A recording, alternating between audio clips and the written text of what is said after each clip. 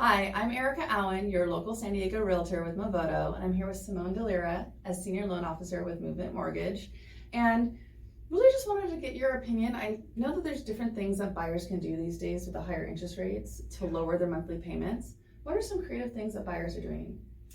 That's a great question. So right now, one of the most popular things to do is the 2-1 buy down.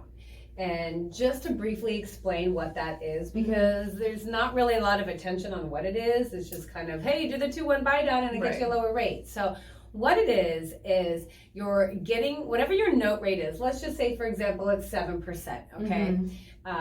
You're going to pay 2% less the first year. So the first year you'd be paying 5%. That's great. The second year, you'd be paying 1% less. That's why it's called a 2-1 buy down. So the first year it's 2% less. The second year it's 1% less. This is only for 2 years.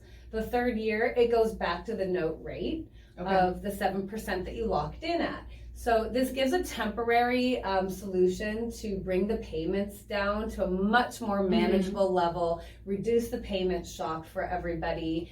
And then if you do happen to have an opportunity to refinance before that time period is up, any of that money that you had set aside to do this, it basically gets applied back towards your refinance. So you're not going to lose money.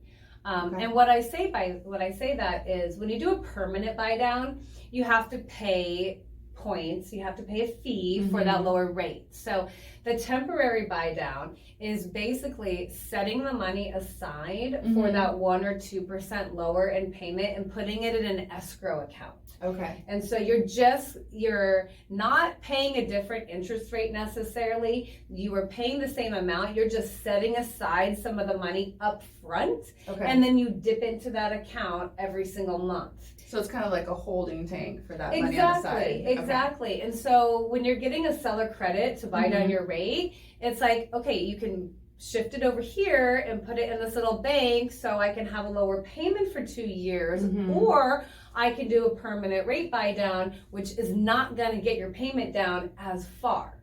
So if you do refinance, you can take that money that's in the escrow account or the holding tank, right? Yeah. And use that. On the 2-1 buy down, yes, you can. And if you do a permanent buy down, no, because it buys it down for the entire life of the loan. So now keep in mind, this is for the conforming space, conforming high balance.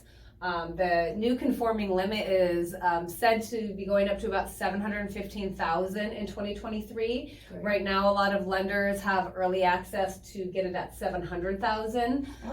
And then in various counties, high cost living areas, it will be raised again. San Diego County currently $879,000, $750,000. When you get to the jumbo space, the 2-1 buy down is not allowed by a lot of investors. And so it's not necessarily the best option in the jumbo space. And so what they're doing there is either a permanent buy down, which gets about, 0.5 to 1% of the rate lower.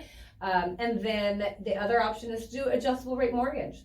Adjustable rate mortgages are a rate that is fixed for a certain period of time and then it becomes adjustable. They're all still 30-year loans. So big misconception is that people think that they're going to owe their whole balance at the end of the fixed term for the interest rate, and it's just not true. So all these ways are great ways to bridge the gap right now until the opportunity to refinance is there. Right, so they can refinance if rates go down absolutely in the long run, and then if rates increase, then they're happy they locked in the rate where it was, right? Exactly. Yeah. All right, excellent. Well, we'll put our contact information below. Reach out to Simone with any of your mortgage questions.